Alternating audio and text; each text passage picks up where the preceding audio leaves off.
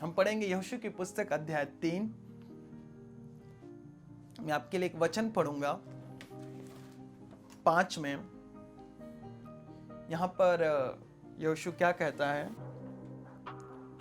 यहोशू ने प्रजा के लोगों से कहा, तुम अपने आप को पवित्र करो, क्योंकि कल के दिन यहोवा तुम्हारे मध्य में आश्चर्य कर्म करेगा।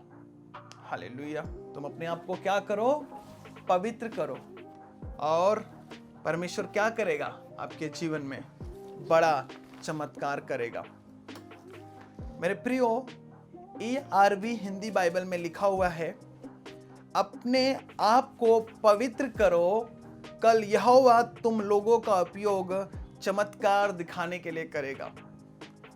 आज मैं क्यों पवित्रता पर बात कर रहा हूं? यह बहुत जरूरी है। अपने आप को पवित्र करना आज के समय में एक बहुत बड़ा चुनौती बन गया है, एक चैलेंज हो चुका है। आज बहुत लोग सोचते हैं ये बहुत मुश्किल है। 3 अक्षर का यह शब्द, जिसे इंग्लिश में होली कहते हैं, ये 3 अक्षर का शब्द आज बोलने में जितना आसान है, उतना इस पर चलना मुश्किल भी है और आसान भी है। अपने जीवन में पवित्रताई को महत्व देना बहुत बड़ा काम। पवित्रताई, क्यों पवित्रताई? क्योंकि जब हम पवित्रताई में रहेंगे तब हम कभी बीमार नहीं पड़ेंगे, हम कभी भी श्रापित नहीं होंगे, हम कभी भी गरीबी में नहीं जाएंगे। बल्कि जब हम पवित्रताई में रहेंगे, परमेश्वर क्या करेगा? आश्चर्य कम करेगा, आश्चर्य काम करेगा, वो अद्भुत कामों को करेगा।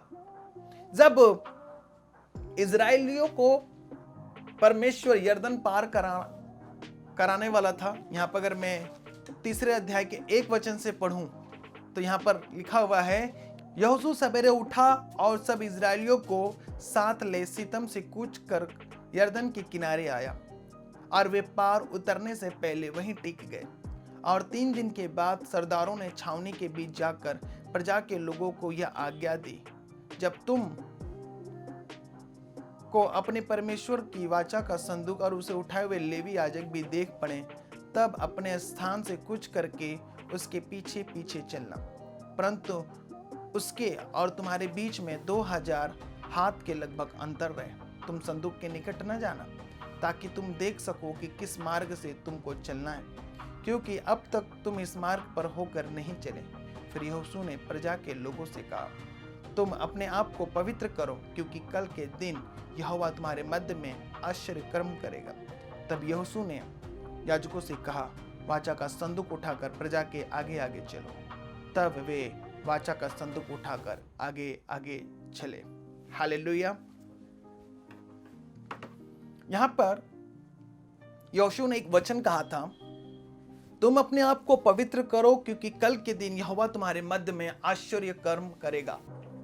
पवित्रताई एक ऐसा जीवन है जिससे परमेश्वर बहुत ज्यादा प्रसन्न रहता है, खुश रहता है। पवित्रताई, जब परमेश्वर ने मूसा के जरिए लाल समुद्र को पार किया, तब लहू बहाकर परमेश्वर ने इजरायलियों को क्या किया था? शुद्ध किया था। जब लाल समुद्र को पार कराना था तो उसके पहले परमेश्वर ने इजरायलियों को क्या किया था? शुद्ध किया था लहू के द्वारा।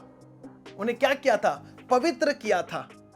और जब नई पीढ़ी आई, जो पुराने लोग थे, जो मूसा के समय के लोग थे, वो मर चुके थे।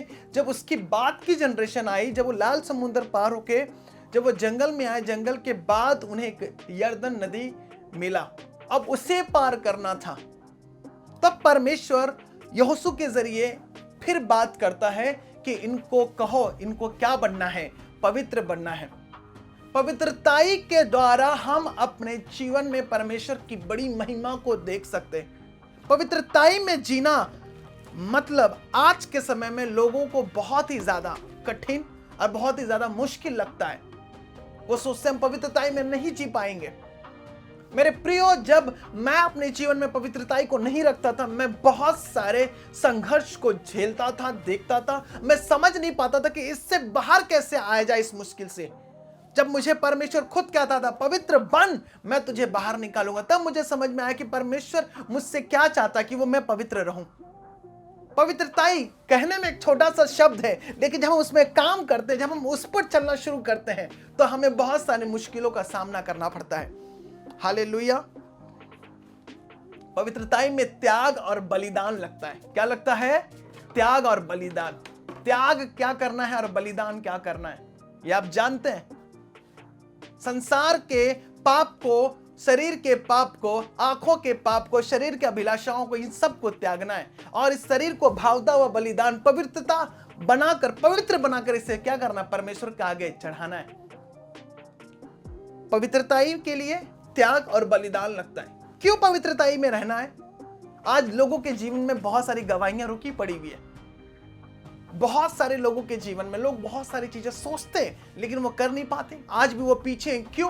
क्योंकि बहुत सारे लोग तंबाकू खा रहे हैं, बहुत सारे लोग नशा कर रहे हैं, बहुत सारे लोग प्रभु में रहकर ये सारे लोग कर रहे हैं, तो अन्य जाति हमारे पास कैसे आएंगे? जरा सोचिए आप इस बात को।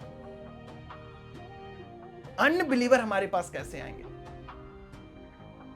वो हमारे ही स्वभाव को देखकर वो बोलते हैं कि आपसे ठीक तो हम ही हैं।